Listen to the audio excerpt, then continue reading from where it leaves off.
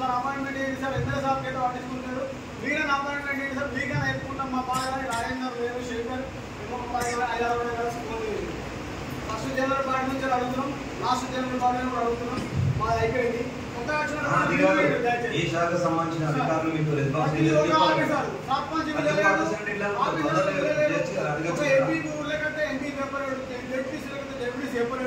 ఒక ఆఫీసర్ వస్తే agriculture officer వస్తే ఆఫీసర్ ఎమ్మెల్యే కడితే ఎమ్మెల్యే గారు కూడా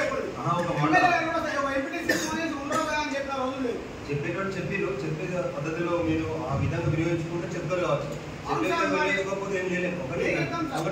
ఇప్పుడు అది ఒక విషయం ఎమ్మెల్యే గారు ఫోన్ చేయలేదన్న విషయం ఇక్కడ మాట్లాడుతుంది. అది రాజకీయ బయట మాట్లాడండి. ఎందుకంటే ఇది మండలి పరిషత్ ఆఫీసర్. ఒక నిమిషం విను.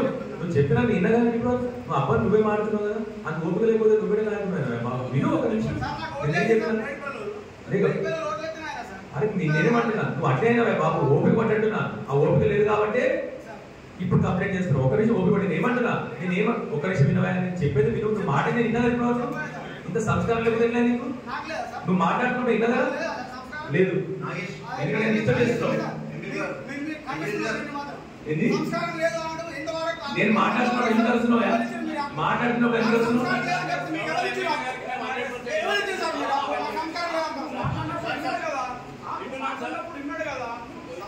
అది కాదు ఎంపీటీసీ గారు ఒక నిమిషం ప్రైవేట్ ప్రోగ్రామ్కి వస్తే మీకు అధికారిక ప్రోగ్రామ్ వచ్చి ఒక కొబ్బరికాయ కొట్టేది ఉంది, ఒక రోడ్డు ఇనాగ్రేషన్ చేసేది ఉంది. ఒక అధికారికంగా చెప్పకపోతే అప్పుడు అనాలి. కానీ దానికి సంబంధించి అప్పుడు కూడా ఒక మాట గౌరవ శాసన సభ్యులు కానీ సరే మేడం నువ్వు ఖండిస్తున్నావు కదా నేను విత్డ్రా చేసుకుంటాను. కానీ ఒక విషయం నువ్వు నేర్చుకోవాల్సింది ఏంటంటే నువ్వు మాట్లాడినప్పుడు వేరే వాళ్ళు మాట్లాడుతున్నప్పుడు మనం ఓపిక పట్టాలి. నువ్వు ఇప్పటివరకు మాట్లాడిన సేపు నేను ఒక మాట మాట్లాడాలి. నేను మాట్లాడుతున్నప్పుడు ప్రతిసారి ఇంటరప్ట్ చేస్తున్నావు. నేను విత్డ్రా కూడా చేసుకుంటాను. కానీ నేనే పర్లేదు నాకు అట్లే నాకు నిర్మాణం లేదు. అలసి సారీ చెప్తాను నాకు పర్లేదు. నాకు బేసిజాలు లేవు. అరే నీ గురించి మాట్లాడలేదు కదా. ఆయన పాపం ఆయన బాధపడుతుంది. నువ్వెందుకు సపోర్ట్ చేసి నాకు సపోర్ట్ ఎందుకు చేస్తున్నావు? పర్లేదు ఆయన బాధపడుతున్నప్పుడు మనం ఆయన పాపం బాధపడకుండా చూసుకోవాల్సిన బాధ్యత మనది. ఆ బేసిజాలు లేవు. కానీ ఎవరన్నా ఇక్కడ మాట్లాడినప్పుడు వేరే వాళ్ళు మాట్లాడుతున్నప్పుడు మనం ఓపిక తినాలి. మీరు మాట్లాడినప్పుడు డిస్టర్బ్ చేసిందా మిమ్మల్ని ఆపిన ఒక్కసారైనా?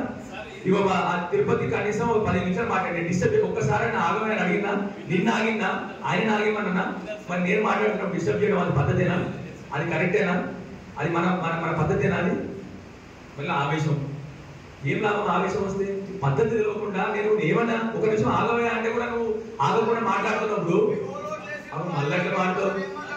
నీకు మీ రోడ్లు ఎవరు రోడ్లు ఇస్తే అడగలే. నేను నాయకుడు అన్న తర్వాత ఓపుకుండాలని చెప్పిన నీకు మళ్ళా చూడు చూసినావా? దీన్నే అంటారు ఏం మాట్లాడుతున్నా ఆయనకి అర్థమవుతుంది. ఇగో నీకు నోడు ప్రతి విషయం లేవనెత్తలేరు అడగలేదు అని అంటే కూడా చెప్పిన సార్ మీకు ఎన్నిసార్లు చెప్పినాము, సార్కి ఎన్నిసార్లు చెప్పినాము, ఎంపీ గారికి ఎన్నిసార్లు చెప్పినాము, జడ్పీసీ గారికి ఎన్నిసార్లు చెప్పినాము.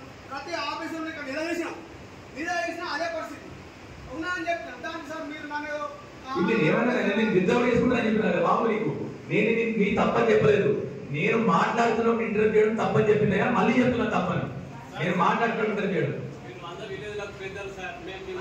నేను పెద్ద కాదయ్యా. నేను సామాన్యుడు. మీలాంటి ఎవరు పెద్ద కాదు, ఎవరు చిన్నోడు కాదు. రామచంద్ర తప్పు నేను పట్టుకోలేదయ్యా. నేనే విత్డ్రా చేసుకుంటా చెప్పిన కదా బాబు. నేను చెప్పేది మనం ఉండాల్సిన పద్ధతి. ఏమైతుందంటే మన పద్ధతులు మర్చిపోయాను.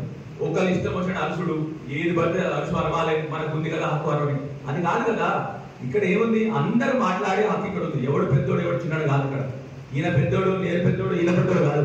వీళ్ళందరూ కూడా ప్రభుత్వం దగ్గర అందరు కూడా జీతాలు వస్తున్నప్పుడు అందరూ ప్రజాసేవకులే. అందరూ ఒకటే. ఒకరికి ఎక్కువ జీతం వస్తుంది, ఒకరికి తక్కువ జీతం వస్తుంది తప్ప అందరు కూడా ప్రజాసేవకులే. అర్థమైంది చెప్పింది? ఎవడు పెద్దోడు చిన్నోడు కాదు.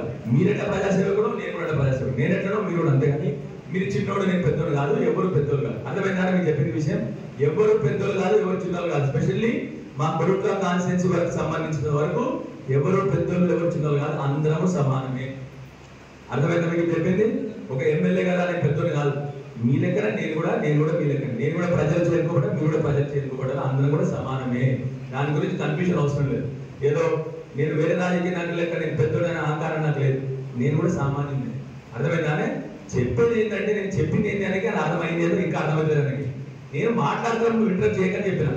నువ్వు మాట్లాడిన ఇంటరప్ట్ చేసినా అది కూడా తెలియకపోతే ఇక బాధాకరమైన విషయం. దానికి మనము అది నేను చెప్పే తప్ప నాకు సారీ చెప్పాల్సిన అవసరం ఎవరు లేదు. నేను పెద్దోడు చిన్నోడు కాదు, అందరూ కూడా సమానం. ఏంటిది, అందరం కూడా సమానమే. ఓకే రైట్, అది గుర్తుపెట్టుకోండి. రైట్. సో మీరు చెప్పిన కన్సర్న్స్ ఆవేశంతో కాదు, ఆలోచనతో చెప్పాలి. ఇంపార్టెంట్. నువ్వు చెప్పిన కన్సర్న్ ఇప్పుడు ఎంపీ గారు ఏమంటారు, మీరు వచ్చినప్పుడు మీరు చెప్పినప్పుడు చావులని ఫాలో అయిందని అడుగుతున్నారు. ఇవాళ నువ్వు ఏదో ఆవేదనతో ఆవేశంతో వాళ్ళ లాస్ట్ మీటింగ్ లో చెప్తే ఏం లాభం? ఇప్పుడు అయిపోయింది కూడా, ఇప్పుడు అయిపోయింది కూడా. ఇప్పుడు కూర్చోడా, సరేనా? కూర్చోండి. ఇప్పుడు మీరు నేను మాట చెప్తారా?